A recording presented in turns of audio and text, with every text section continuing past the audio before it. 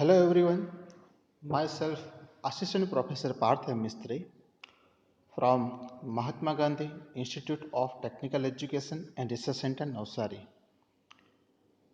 Today we discuss the topic name that is Norton's theorem from our chapter number 1, that is network theorems. So in last lecture we complete the examples of Thevenin's theorem. So in this lecture we discuss the Norton's theorem. So what is Norton's theorem and how it will be applicable to the electrical circuit? So today we discuss all these things.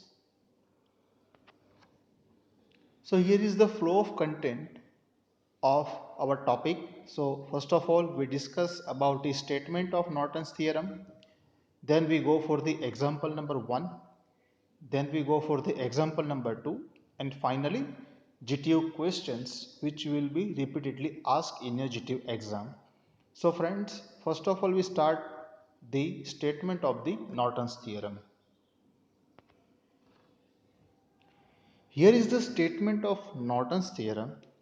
Norton's theorem states that with respect to any pair of terminals of an active network, the active network may be replaced by an equivalent network containing an independent current source IN in parallel with an impedance Zn. So students, here the Nortons say that any electrical circuit or any electrical network can be replaced by the equivalent impedance from the load side. We have to calculate by taking the all independent source suppressed as per the Thevenin's theorem. So calculation of Zn means impedance is quite same as the Thevenin's theorem. We have to find the Zth. So in just this case we just write Zn, n for the Nortons, and in Thevenin theorem we replace the voltage source and we find the Vth. So in this case we put parallel current source or parallel Norton's current source, we can say In, in parallel with Zn. So any circuit can be replaced by a Norton's equivalent current and Norton equivalent impedance Zn. So In is the current flowing between the two terminals when these terminals are short circuited. So in Thevenin theorem we open the terminals from the load side and calculate the Vth and Zth. So in this case we short the terminals and we have to find the In, because whenever the circuit is shorted the current will be flow. So in this case we have to find In. So for that we have to short the terminals. The impedance Zn is the equivalent impedance of the network as seen from the two terminals with all independent sources suppressed. So as per the Thevenin's theorem, in this case also all the independent sources are suppressed. In case current source is given, then it will be sorted. If the voltage source is given, then it will open, and we see entire circuit from the load side, from the terminals, and we have to calculate the value of Zth, or we can say Zn. This impedance Zn is the same as the Zth found for Thevenin's network equivalent. So as I said in previous slide, Zn is nothing but the Zth found for the Thevenin network equivalent. Both are same, just notification is different. In this case we put Zn instead of Zth. Norton's theorem may be considered as a corollary of Thevenin's theorem. So it is clear, because in Thevenin theorem we focus on the Vth instead of, in this case we focus on In. In Norton's theorem we focus on Zn, and in Thevenin theorem we just write Zth. So it is the corollary of Thevenin's theorem, we can say.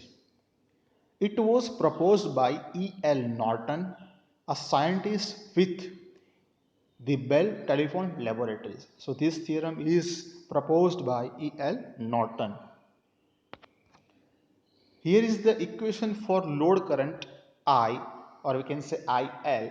So it is equals to IN multiplied by ZTH divided by ZTH plus Z load, where IN equals to Norton's short circuit current, ZTH equals to Thevenin's equivalent impedance, Z load equals to impedance of the load. So this is the final equation for the load current. We have to remember this for the final answer. So we start with the example number 1.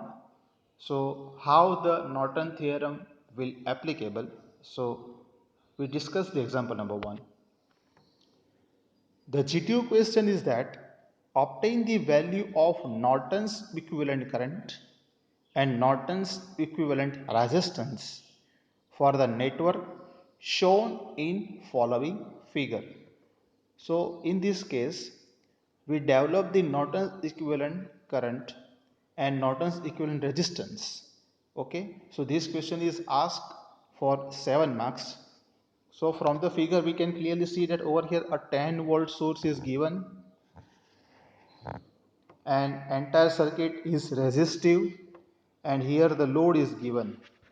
So we develop the Norton circuit. So for that we must have two values. First of all, Norton current IN, or we can say short circuit current, and second one is then equivalent resistance. If we get these two values, then we can easily develop the Norton circuit. So our first step is to find the Norton short circuit current IN. So our first step is to sort the load and find the value of IN. Here we see that step number 1, that is calculation of IN. Disconnect the load and short circuit the terminals AB. So from the first figure we disconnect the load over here and we have to short this terminal and name the current, that is IN, which we have to find. So in this case we find the value of IN. So for that we assume that the notation IN. So this IN means we have to short the load. So in parallel the resistance 10 ohm is also placed. So this 10 ohm resistance is also shorted, because whatever the terminals over provided here, that is AB in previous figure, both are sorted. So this resistance is also sorted because both resistance and load are in parallel, and if we sort one parallel path, so the similar parallel path will also shorted. So no current can flow from this 10 ohm resistance at all. So the figure will be modified over here, that the entire figure can be replaced by three loops, I1, I2 and I3, and we have to simply apply Kirchhoff voltage law and we get the three equations. So here we can see that current I3 is nothing but IN. So we find the value of I3, which is nothing but the already the value of IN, and our target is to find the value of IN. So applying Kirchhoff voltage law in these three loops, we get the three different equations. So in next slide we write the equations. So apply KVL in loop 1, 2 and 3. So in loop 1 we apply KVL and we get 10I1 positive, because the direction of current we assume and flow of current flowing from that circuit is same. So 10I1 plus again 10, the difference between two resistance I1 and I2, because we consider over here loop 1, and in loop 1 majority current is I1. So this 10 ohm resistance is contribute in both the loops, loop 1 and loop 2. So there is a difference of current flowing from that resistance. So difference of I1 minus I2 we put and multiply with the 10 ohm. So plus 10 I1 minus I2. Why we are not writing I2 minus I1? Because we consider here loop 1 and majority current in loop 1 is I1. So that's why over here the difference is right as I1 minus I2. And again minus 10 equals to 0. So the voltage source is corresponding to direction that is in the charging mode. So minus 2 plus the current is flowing. So we can write over here minus 10 equals to 0. So further all the things simplify. Just by simplification we get the value and final answer, that is 20 I1 minus 10 I2, which is equals to 10. Say it equation number 1. Similarly, in loop 2, 10. So here majority current now in loop 2 is I2. So whatever the difference, so majority current minus minority current we put over here. So 10 I2 minus I1 plus 20 I2, because there is only I2 contribute to 20 ohm. There is no difference between the any loop, plus 40. This is the contribution with the second and third loop. So I2 minus I3 equals to 0, because in second loop there is no source is given, so write equal to 0. So by simplify all these things we get the value minus 10 I1 plus 70 I2 minus 40 I3 equals to 0. Say it equation number 2. Now again, similarly, we apply the equation, we apply the Kirchhoff voltage law and develop the equation for loop 3. So 40 I3 minus I2 plus 20 I3 equals to 0.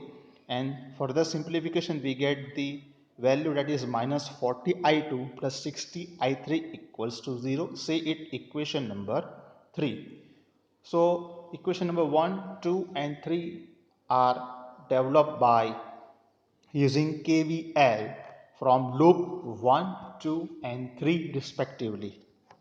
Our target is to find the value of I3, which is nothing but our short circuit current IN. So writing the mesh equation in matrix form. So 3 by 3 matrix will be developed as we see 20 minus 10 0 minus 10 70 minus 40 0 minus 40 60 bracket over I1 I2 I3, which is equals to 10 0 0. So by calculating we get the value of delta 20 in bracket 4200 minus 1600 bracket over plus 10 bracket minus 600 bracket over plus 0. There is a value multiply with 0 is equal to 0, so we cannot write over here, and find the value of delta, which is 46,000. We have delta, so finally we get the value of I3. So in I3 we put this 10 0 0 over here in this row for I3, to calculate the I3, and we formulate this one.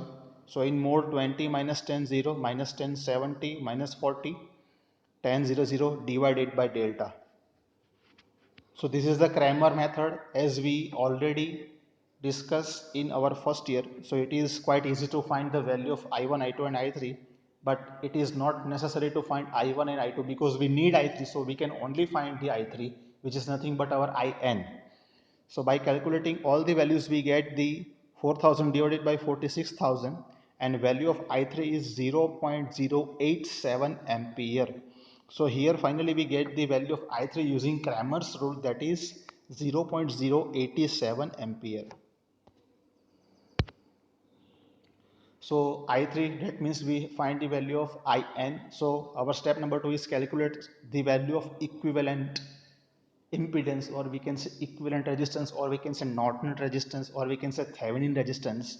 So by considering all the sources to that zero value, or we can say suppress all the sources, so calculation of RN, replace voltage source by short circuited. So whatever the source is given initially is shorted over here and find the value of Rn.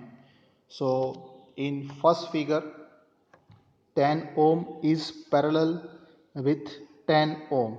So these both resistance are in parallel from view of this point.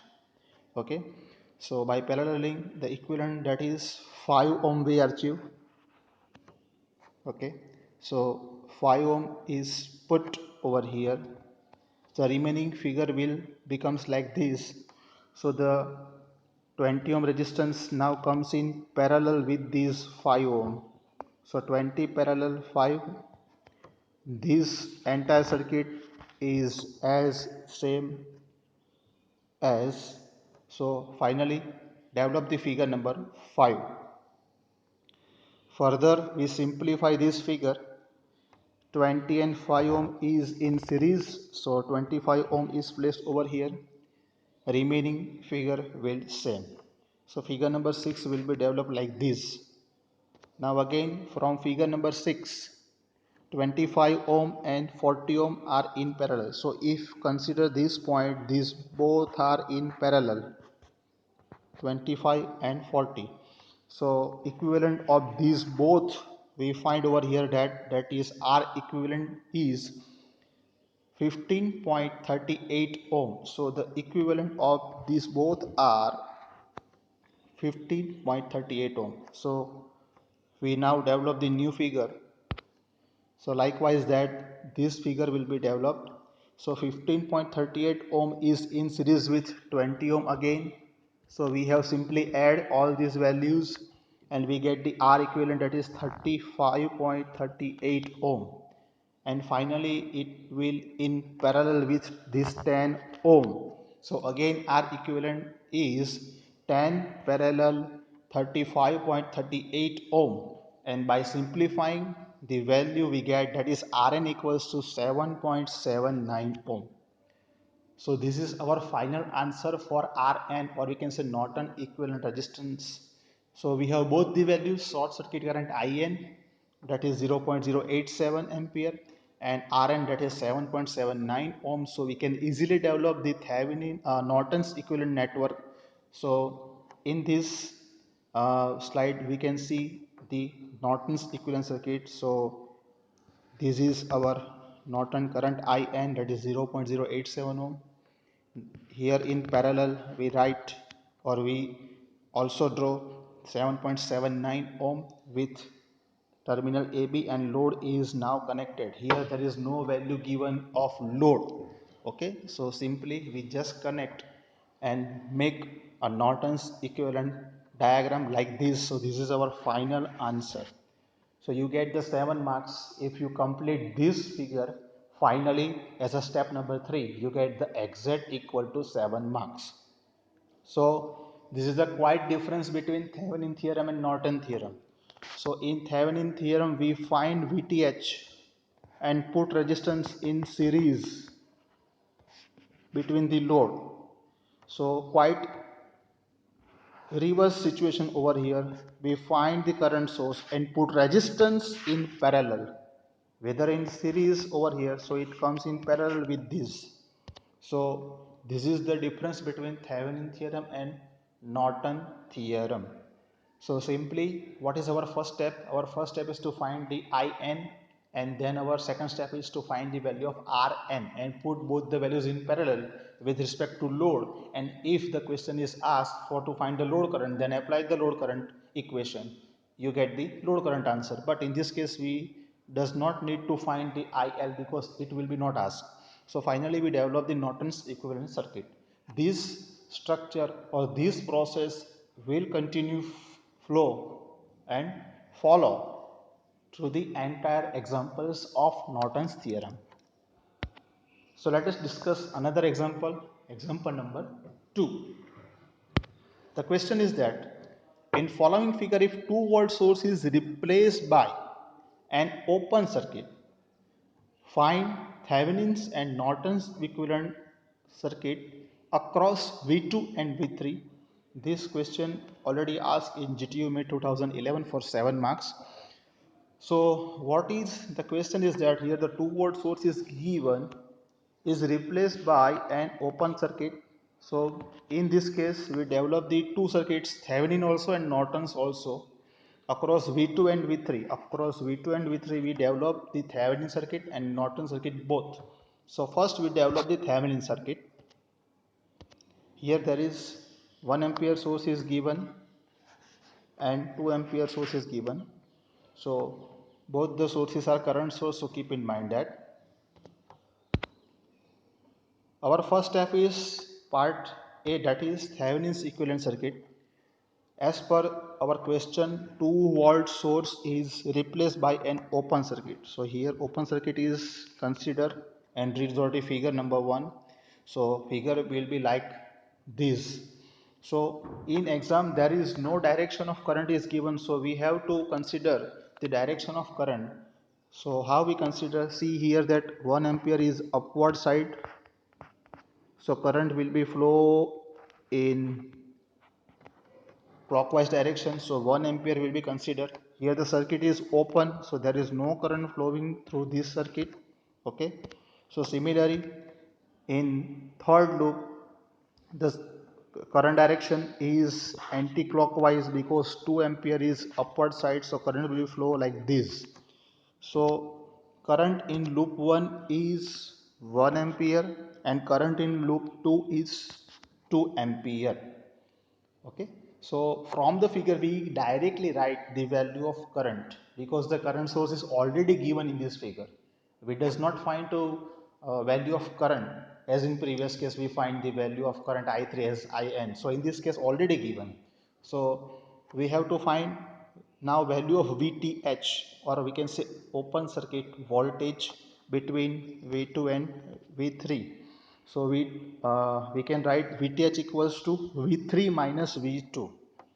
Why we write V3 minus V2? Because higher potential is over is V3 and lower potential is about V2. Okay, so V3 minus V2. So V equals to IR. All the values we have, I3 R3 minus I2 R2. By putting all the values, we get the value of VTH, that is 2 volt. Okay, so we have the value of VTH 2 volt. Now to develop the Thevenin circuit, one thing is that we have to find the value of RTH. So to find the RTH, replace the current source by open circuit.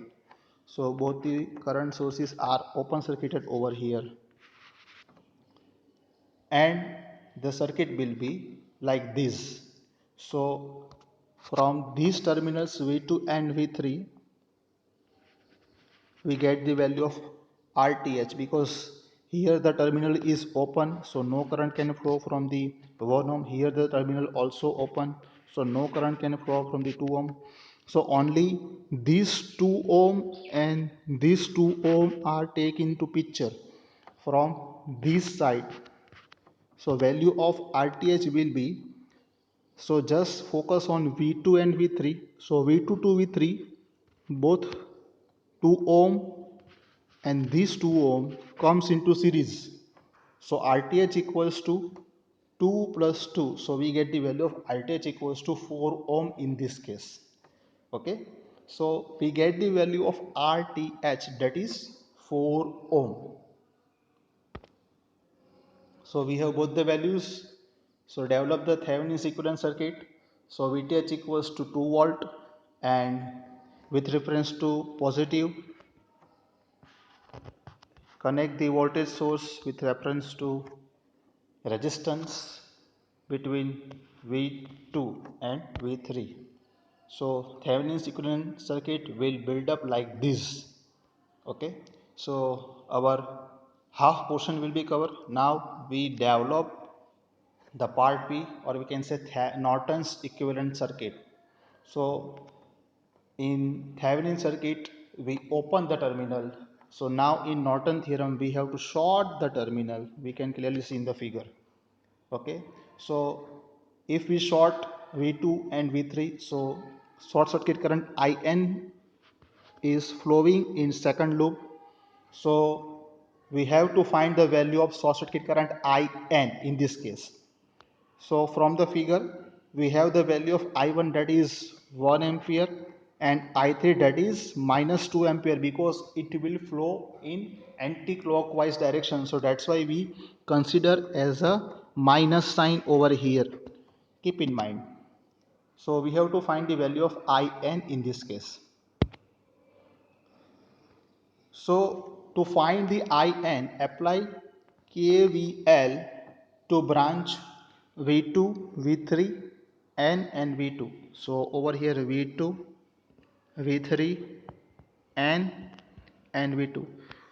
So to find the IN, we apply the KVL. Why we apply KVL on only into the middle loop? Because in first and second loop, we have the value of current over here. So we only apply to find the IN to the this loop. So by applying Kirchhoff voltage law, we get the value that is 2 into IN minus I3. So 2 into In minus I3 plus 2 into In minus I1, which is equals to 0. So here only two elements is available. So only two equation with additive sign we get. So twice In minus twice I3 plus twice In minus twice I1 equals to 0. So 4In minus twice I3 minus twice I1 equals to 0. We have the value of I3 and I1. So from here put in this equation. So finally we get the value of In, that is minus 2 divided by 4, minus 0.5 ampere.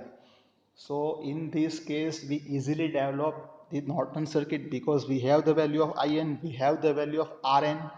Rn is nothing but the RTH we already find in previous case. So now we develop the Norton's equivalent circuit like this. So this is our final answer. So 0.5 ampere is downwards because sign is negative over here. So in parallel we put the Rn, that is RTH, between V2 and V3. Okay, we have to develop the Norton's and Thevenin circuit between V2 and V3. So over here we easily develop the Norton's equivalent circuit. This is our final answer, and you get exact equals to 7 marks in your GTU exam. So this is our final answer. So these are the GTU questions. State and explain Norton's theorem, which will be asked in your GTU December 2018, 11, 9 for 3 marks, also repeated for 7 marks in June 2013 and June 2014. So this is the GTU question. Obtain the value of Norton's equivalent current and Norton's equivalent resistance for the network shown in following figure, January 2016, for 7 marks.